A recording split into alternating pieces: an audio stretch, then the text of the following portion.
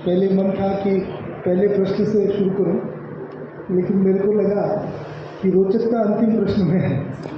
और अंतिम प्रश्न आपका नहीं, लाखोटिया जी का कह रहा हूँ कि आपने जो बात कही और बाद में दीदी ने जो समाधान दिया, भाई हम तो पीड़ित पक्ष हैं और पीड़ित पक्ष इसलिए कह रहा हूँ, लाखोटिया जी आप उस बात को बहुत अच्छी तरह समझ सकते हैं कि जब अनुशासन के नाम पर 57-58 लोगों को वोटिंग राइट से डिवाइड किया गया, मेरे ख्याल से देश भर में दुष्प्रचार का सबसे बड़ा केंद्र इंदौर है। आज हम अनुशासन की बात जरूर करें कि साहब उस कार्यकर्ता को निष्कासित कर देना चाहिए, उसको नहीं लाना चाहिए। मैं आपको कह रहा हूँ ऐसे गंभीरतम आरोप हम पर लगाए गए, ये तो ठाकुर जी की खूब कृपा है और संघ के मैदान में खूब कबड्डी खेली है, इसलिए बिगड़ा कुछ नहीं, बाकी कमी कुछ भी नहीं रखी। इसलिए मैं यहाँ से ये बात कहना चाह रहा हूँ, मैंने कहा जितने भी प्रश्न किए उसकी रोचकता जहाँ मुझे लगी, आचार्य श्री तुलसी को कभी पढ़िए, निज पर शासन फिर अनुशासन। यदि किसी भी ऑर्गेनाइजेशन में डिसिप्लिन की बात करनी है, कंट्रोल योरसेल्फ। हम जब चुनाव, क्योंकि जो बात आपने कही वो चूंकि ये इंदौर आते ही चुनाव और चुनाव से संबंधित प्रश्न और बड़ा यूँ स्पार्किंग चारों तरफ बड़ा ऐसा लगता है। ये जो उत्सव रणनीता है ना, इसने इंदौर को बहुत पीछे लाकर खड़ा किया है। हम मन में यदि ये कल्पना करते हैं कि आज हम आनंदम भवन मना रहे हैं और इसकी बहुत गौरवानुभूति यदि आप लोगों के मन में होती होगी, मैं पिछली बैठक में भी जब आया था तो ये बात कहकर गया था, ये 20 साल पहले होने वाला काम था जो 20 साल बाद हो रहा है, और केवल आपकी चुनावी राजनीति की भेंट चढ़ने की वजह से। इंदौर में इतनी कमी थोड़ी थी, या इंदौर में ऐसी व्यवस्था, जब आपके वो जो छात्र, जो महिला छात्रावास जो चलता है, स्कूल चलती है, महेश्वरी महिला स्कूल, जो आज मान लीजिए उस स्कूल को 100 साल हो गए, तो हमारे लोग कितने विजनरी रहे होंगे जिन्होंने 100 साल पहले कन्या विद्यालय खोलने की कल्पना की होगी। ज्योतिबा फुले ने देश में पहला कन्या महाविद्यालय खोला 1885 में, और यदि इंदौर में 1922 में खुलता है और महेश्वरी भवन बनने में यदि इतना टाइम लगता है, तो उसके सब जिम्मेवार हम सब बैठे हुए लोग हैं, हम सभी उसके जिम्मेवार हैं। भले ही आज हम कितनी भी पीठ थपथपाएं, अपने आप को बड़ा आनंदित महसूस करें, बड़ा गौरवान्वित महसूस करें, मेरी बात कड़वी जरूर है लेकिन ये सच है, इस बात को आपको स्वीकार करना चाहिए। जिस बात को घनश्याम जी आपने कहा कि समाज सहयोग नहीं करता, आप राजनीतिक क्षेत्र के कार्यकर्ता हैं, मैं राजनीतिक क्षेत्र का विद्यार्थी हूँ। ईश्वर जी इस बात को जानते हैं कि जो आपके यहाँ भारतीय जनता पार्टी के प्रभारी हैं, मैं और वो एक ही साइकिल पर घूमते हैं। आपके साथ के पढ़े हुए, आपके साथ के जानकार कितने MP MLA मंत्री होंगे, मेरे ख्याल से भाई साहब केवल इस बात को बहुत नज़दीक से जानते हैं कि देश में ऐसी अगर लिस्ट बनाऊँ तो 200-400 लोगों की मैं सूची बना सकता हूँ जो मंत्री बन गए, विधायक बन गए, MP बन गए, कुछ भी बन गए। लेकिन जिस व्यक्ति को बड़ा बनना है, जिस व्यक्ति को शहनशाही में जीना है, तो दत्तोपंत जी एक बात कह के गए, दत्तोपंत ठेंगड़ी जी का नाम आपने कभी सुना होगा आपके क्षेत्र में भी, कि तुलसीदास जी ने रामचरितमानस में कहा है, जिसको कछु नहीं चाहिए वो शहनशाह, जिसको कुछ नहीं चाहिए वो शहनशाह। यदि चाहने की प्राप्ति में, किसी के सहयोग की प्राप्ति में, आप मानकर चलिए यदि ये कल्पना मैं करता, मेरे परिवार की चौथी पीढ़ी राष्ट्रीय संसद संघ से जुड़ी हुई, मेरे दादाजी, मेरे पिताजी, मेरे बड़े भाई साहब, मैं खुद और मेरा बेटा भी ये मुख्य शिक्षक है।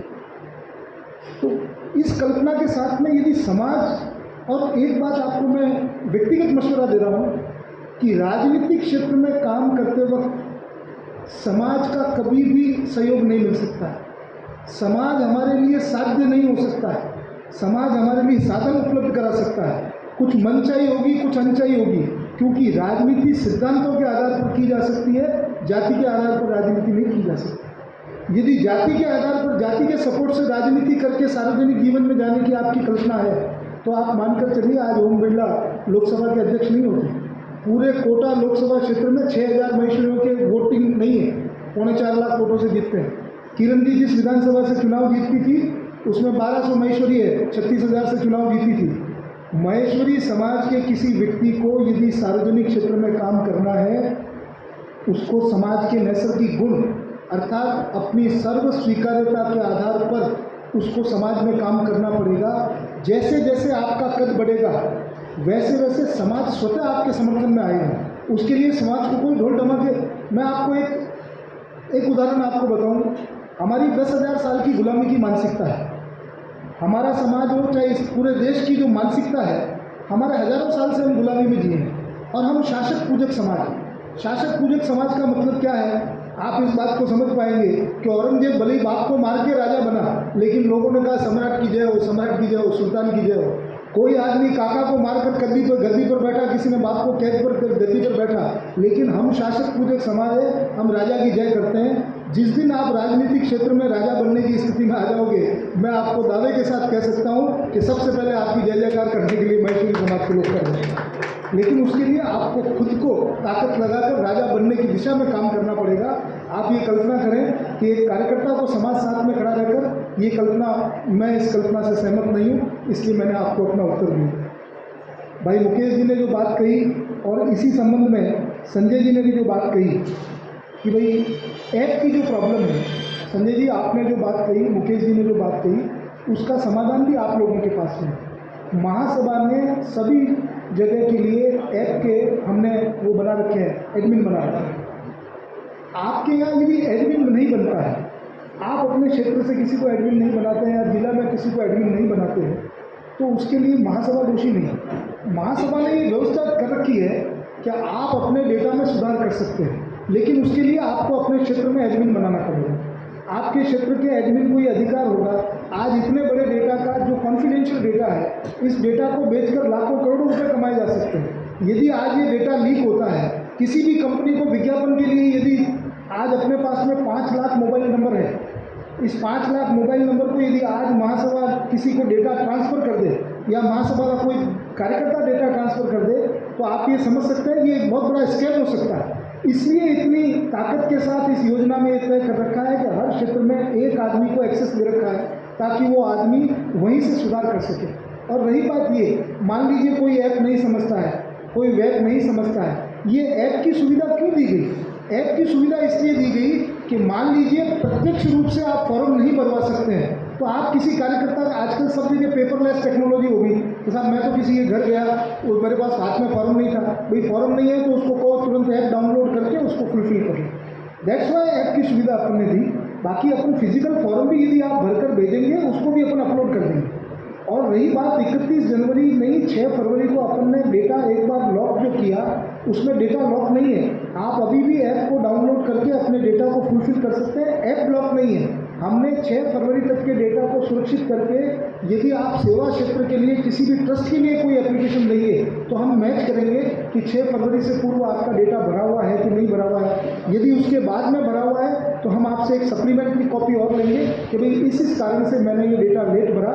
उसकी सहायता को भी हमने एक भी सहायता को रोका नहीं, एक भी किसी काम को रोका नहीं है। लेकिन अनुशासन को स्थापित करने के लिए आज इतनी बार मैं समझता हूँ कई लोगों को इरिटेशन होता है कि सभापति जी बार बार इस चीज़ को क्यों कहते हैं। अभी सभापति जी के परिवार का काम नहीं है। ये डेटा यदि सुरक्षित होगा, डेटा यदि बनेगा, आने वाले टाइम में समाज के लिए संपत्ति और संतति बनने वाला है। इसलिए सभापति जी बार बार इस चीज़ के लिए पेनिटेशन क्रिएट करते हैं कि इस काम को किया जाए। और उस काम को मैं आपको एक और निवेदन करूँ, मान लीजिए कोई लोग टेक्नो सेवी नहीं है, टेक्नो फ्रेंडली नहीं है, मान लीजिए मैं भी नहीं, हमको मुकेश जी इंदौर जैसे शहर में एक बार किसी डेटा एक्सपर्ट के साथ में हमारे सारे क्षेत्र के, जैसे आपने हमसे ये रूबरू या हूबहू जो भी करवाया, आप किसी टेक्नोलॉजी वाले आदमी को बुला करके इन सारी चीज़ों को समझाइए, इसका पीपीटी बनाइए, पावर पॉइंट प्रेजेंटेशन, और इसका एक इस तरह का वो सारा बनाइए कि भाई ये किस तरह से उसको यूज़ कर सकते हैं, ease of using this app. इसके बारे में हमको कहीं कहीं काम करना चाहिए।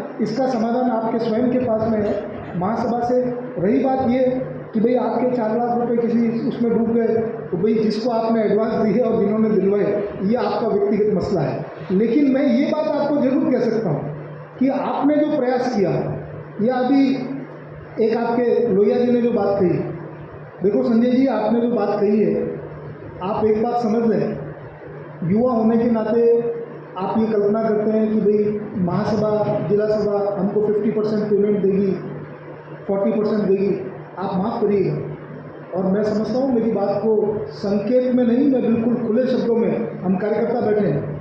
आज की तारीख में महेश्वरी समाज का युवा देश भर में जितना पैसा खर्च करता है व्यक्तिगत कारणों से, व्यसन में, क्रिकेट के सट्टे में, अन्य कार्यक्रमों में, एक एक क्रिकेट का कार्यक्रम होता है उसमें मैं देखता हूँ सूरत में अभी मैंने देखा महेश नवमी के लिए कलेक्शन करने जाते हैं तो उनके बार बार फोन आते हैं कि साहब यह पैसा इकट्ठा नहीं हो रहा। और मेयो करके एक क्लब है उसने क्रिकेट का आयोजन किया, 1 करोड़ रुपए युवाओं ने चढ़ा। आप यहाँ आयोजन करिए, कितनी टीमें बिकती है, कितने ऑक्शन में लोग आते हैं, कितने 5 स्टार होटल में। कार्यक्रम की रचना, यदि कार्यक्रम की रचना है, उस रचना में ताकत है, आप मानकर चलिए आपको धन की कमी नहीं आ सकती। जोधपुर अधिवेशन में आपने रवि ड्रम्स को देखा होगा।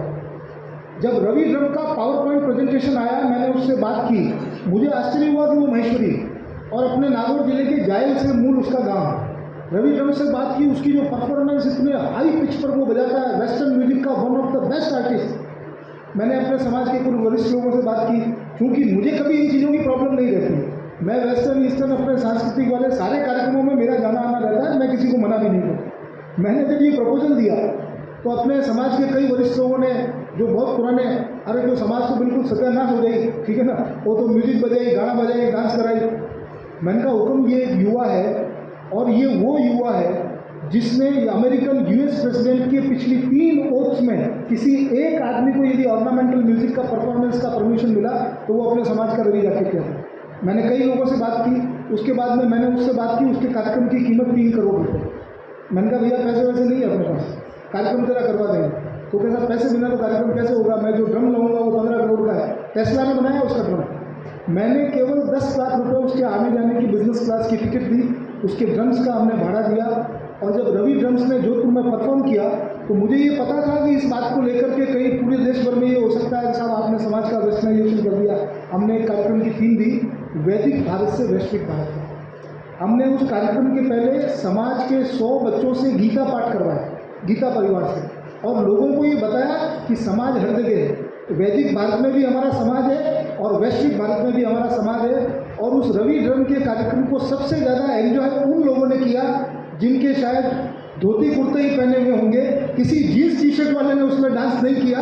सबसे ज़्यादा उस कार्यक्रम को एंजॉय करने वाले, जिसके वीडियो है, मैं कोई अपने मन से नहीं कह रहा हूँ, 20,000 लोग एक साथ यदि नाच रहे थे तो उस रवि ड्रम के कार्यक्रम में नाच रहे थे। लोगों ने कहा आपने इसको, आप कार्यक्रम की रचना करिए, आप भी जो बात कह रहे हैं ना, लेकिन उस कार्यक्रम के साथ कहीं न कहीं समाज और संस्कृति का समावेश करिए।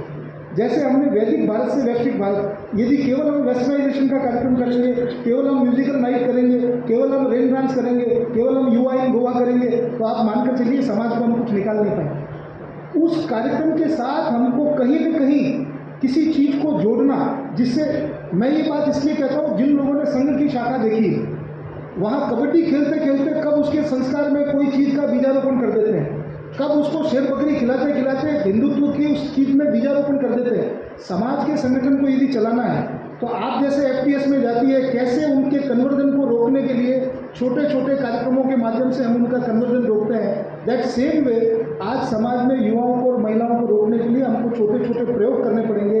आप कुछ छोटी छोटी प्रतियोगिता करें, उस प्रतियोगिता में कुछ इस तरह के प्रश्न भी करें जिससे समाज के संस्कृति का बीजारोपण उनके मन में हो सके, तब तो ये कार्यक्रम समाज आपको परमिट करेगा और युवा उससे भी जुड़ेगा। केवल वेस्टर्नाइजेशन में नहीं जुड़ सकता है, उसको हमको एक बैलेंसिंग काम करना पड़ेगा। एक बात जो बिरला जी, मैं आपका प्रश्न मैं समझ नहीं पाया था। एक भाई भूतड़ा जी ने, रुपेश जी ने एक बहुत जोरदार बात की। रुपेश जी, आप ओजस्वी कार्यकर्ता है, मैं वर्षों से आपको जानता हूँ और आपके पूरे क्षेत्र को जानता हूँ। दिमाग में एक बात कभी मत रखिए कि क्षेत्र छोटा है इसलिए ज़िले में हमारा प्रभाव नहीं बनेगा, प्रदेश में हमारा प्रभाव नहीं बनेगा। ये मन से भाव निकालना और अपने काम की ताकत को इतना लंबा खींचो कि आप मानकर चलिए, आज मान लीजिए देश है, देश में एक डेमोक्रेटिक व्यवस्था है, जो हमारा मान लीजिए पौंडीचेरी स्टेट है, वहाँ का चीफ मिनिस्टर स्कूटर पे घूमता है, लेकिन वो चीफ मिनिस्टर्स की मीटिंग में चीफ मिनिस्टर जाता है। उत्तर प्रदेश का चीफ मिनिस्टर है, वो भी चीफ मिनिस्टर है, चीफ मिनिस्टर की मीटिंग में उसकी कुर्सी भी वहीं लगती है जहाँ पौंडीचेरी वाले की कुर्सी लगती है। आप मानकर चलिए उसको इक्वल स्टेटस है। अब मान लीजिए जिस वक्त ये क्षेत्र का निर्धारण किया होगा मैं उसमें नहीं जाना चाहता, उस वक्त जो भी योजना रचना बनी होगी। लेकिन यदि हमारी काम की ताकत है, हम अच्छा काम करते हैं, तो आप मानकर चलिए आप कंटिन्यूसली इस चीज़ को पेनिट्रेट करें कि आपके यहाँ का कार्यकर्ता जिला सभा में जाने के लिए प्रयासरत रहे, वो by the virtue of election हो, बाई वर्च्यू ऑफ म्यूचुअल कंसेंसेज हो, वो किसी भी प्रकार से हिम्मत नहीं आई। यदि हिम्मत आ गए, ये बैठे भाई साहब अशोक जी, मैं जब सबसे पहली बार इंदौर आया था तो मुझे मास युवा संगठन की कार्य समिति से पहली बार में बाहर कर दिया था, क्योंकि मेरी उपस्थिति नहीं थी। भाई साहब सही है ना? क्योंकि मेरी उपस्थिति अनुशासनात्मक कार्रवाई में, मैं जब पहली मीटिंग में आया तो कभी तेरी 3 मीटिंगें अटेंड नहीं है, इसलिए अब कार्य समिति की कार्यकारी मंडल, मैंने कहा मौज और खुद दिखे। लेकिन हिम्मत नहीं आ रही।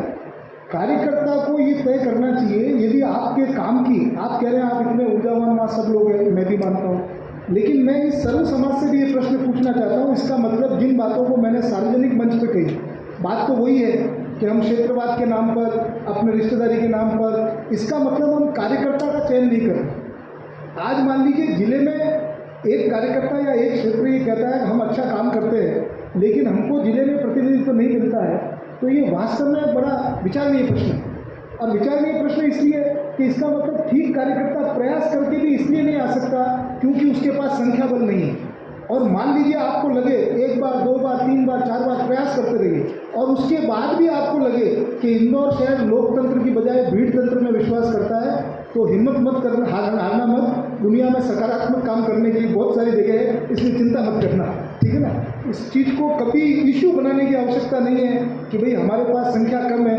यदि आपका शहर ही भीड़ तंत्र में विश्वास करता हो, आपका शहर ही ये तय कर लेता हो साहब हमारी तो संख्या बल ज़्यादा है।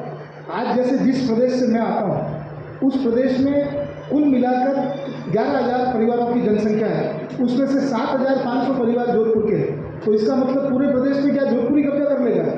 हमको जालौर को भी अनुपातिक प्रतिनिधित्व देना पड़ेगा, हमको बाड़मेर को भी देना पड़ेगा, हमको जैसलमेर को भी देना पड़ेगा, पाली को भी देना पड़ेगा। तो जिला सभा भी इस चीज़ के मैकेनिज्म को तय करे कि यदि कहीं किसी क्षेत्र के कार्यकर्ताओं के मन में ये पीड़ा है, तो बीइंग एज ए जिलाध्यक्ष, बीइंग एज ए प्रदेश सेक्रेटरी, आप इस चीज़ की व्यवस्था कराएं कि रोस्टर प्रणाली से वहाँ के कार्यकर्ताओं को भी अपने मन में जो उनके उत्साह है उसको परफॉर्म करने का उसको मौका मिले। ये केवल मैं बात आपको कह सकता हूँ। और बाकी जो केदार हेडा जी ने जो बात कही, मैं समझता हूँ केदार जी आपकी बात का आपको जवाब पहले ही मिल गया कि कार्यकारी मंडल का आदमी काम नहीं करता है। ये तो हम भी कह रहे हैं, जिलाध्यक्ष जी भी कहते हैं, प्रदेश अध्यक्ष जी भी कहते हैं। मेरे को आप एक चीज़ बताएं, कार्यकारी मंडल को बनाता कौन है? सभापति जी आके बनाते हैं, महामंत्री जी आके बनाते हैं, आपके जिले के अध्यक्ष आके बनाते हैं। आपके क्षेत्र के लोग आपके कार्यकारी मंडल का चयन करते हैं। आपका चुना हुआ एमपी आपकी बात नहीं सुनता, आपका चुना हुआ एमएलए आपकी बात नहीं सुनता, आपका चुना हुआ पार्षद आपकी बात नहीं सुनता है। तो जो मैंने दीनदयाल जी की बात कही थी कि सिद्धांत विहीन मतदान सिद्धांत विहीन नेतृत्व का जनक है। इसका मतलब जब चयन किया तो आपने चयन इसलिए किया कि यार मुझे तो इस बार मुकेश जी ने इशारा कर दिया कि इस बार इनको ही देना है, मुझे इन्होंने इशारा कर दिया इस बार इनको ही देना है। यदि हम स्वविवेक से काम नहीं करेंगे, यदि हम इस तरह की चीज़ों पर काम नहीं करेंगे, तो निश्चित रूप से मानकर चलिए लगातार इसी तरह के कार्यकारी मंडल के सदस्य आएंगे और आप उसको रोक भी नहीं सकते कि साहब मैं फलाना बीकानेर का, मैं जैसलमेर का, मैं जोधपुर का, मैं मारवाड़ का, मैं शेखावटी का, मेरे को इसको वोट इसलिए देना है, ये मेरा रिश्तेदार है, ये जाइए। अगर इस भावना से उठकर आप मतदान करेंगे और अच्छे कार्यकर्ताओं का नंबर आएगा तभी तो वो काम करेगा।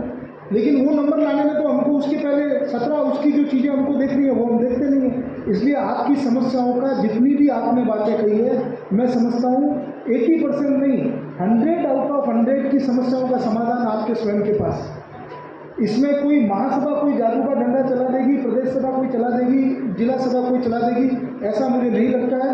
मैं केवल इतनी सी बात, जो अनिल जी आपकी बात भी आपको जवाब मिल ही गया था, इसलिए आपका स्थानीय विषय है, आप अशोक जी से बैठ के बात कर लीजिएगा। मैं उस पर अनावश्यक रूप से हस्तक्षेप भी नहीं करना चाहता।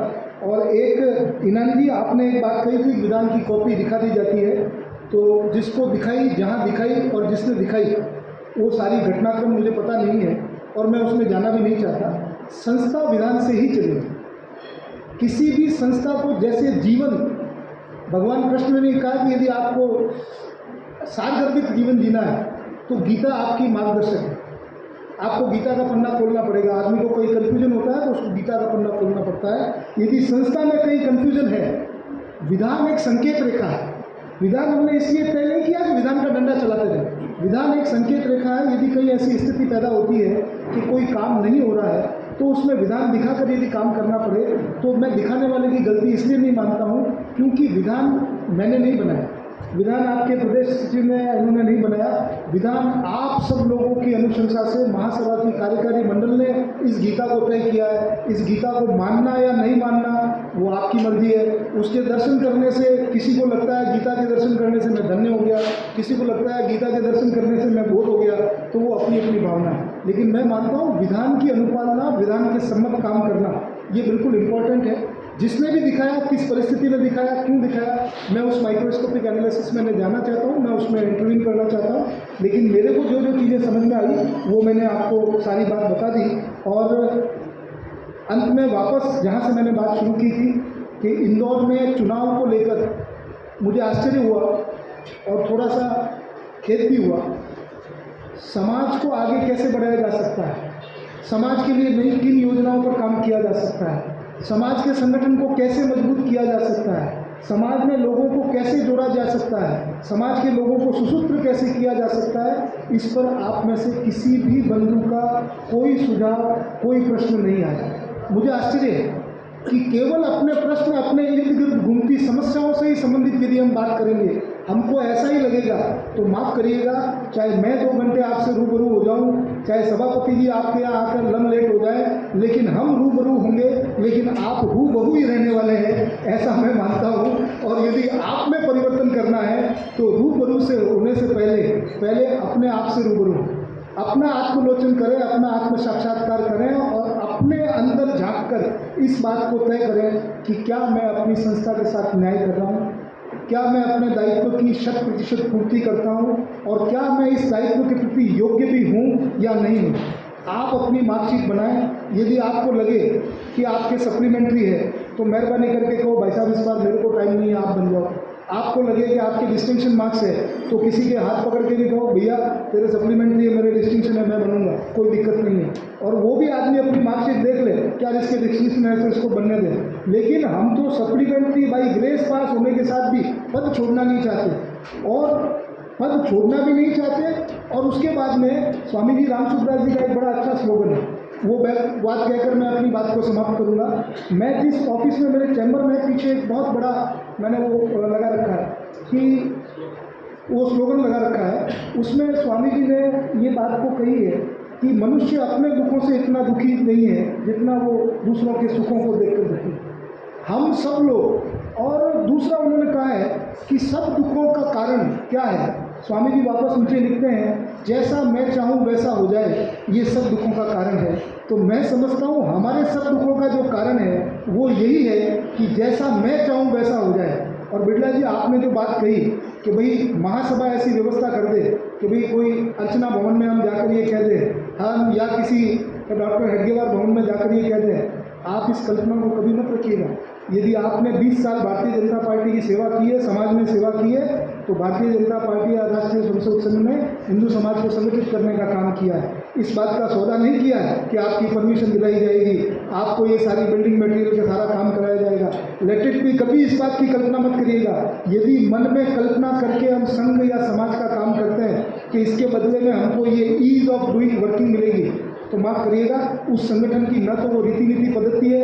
यदि आपका काम ठीक है, ट्रांसपेरेंट है, बाकी सारी चीज़ें, हमारी आदत क्या होती है कि हमको लगता है हमारा काम ठीक है, वैसा भी इतना सही तो एडजस्टमेंट है यार, ये भी वो शिवरात्रि नहीं कर सकते क्या। आप माफ़ करिएगा, वो भी कार्यकर्ता है, आप भी कार्यकर्ता हो, और कार्यकर्ता का काम कभी मना नहीं करता। दुनिया में हज़ारों काम होते हैं, हमारा काम क्यों रोकता है। इसका मतलब हम कार्य पद्धति को ठीक तरीके से निष्पादित नहीं कर पा रहे हैं। और यदि आपको कल्पना, आपका सहयोग किया जा सकता है, किसी मंत्री को फ़ोन करना है, मुख्यमंत्री जी को कहना है, कहा जा सकता है, मुरली जी प्रसाद के माध्यम से कह सकते हैं, उसमें कोई दिक्कत नहीं है। आपके किसी मंत्री को कहने की भी स्थिति में यहाँ के कई सारे मंत्री मेरे संपर्क में हैं, लेकिन आप ये कल्पना मत करिएगा कि मैं इस घोषपट्टी से कोई काम करवा दूंगा कि साहब संघ का काम है, हमने संघ की 20 साल सेवा की है, यदि इस घोषपट्टी से हम काम करें तो मेरे ख्याल से मैं तो आगे काम ही नहीं कर पाऊंगा एक दिन भी। इसलिए मेहरबानी करके इस तरह का विषय सार्वजनिक रूप से अपने कभी नहीं रखें। जय महेश, जय स्वदेशी।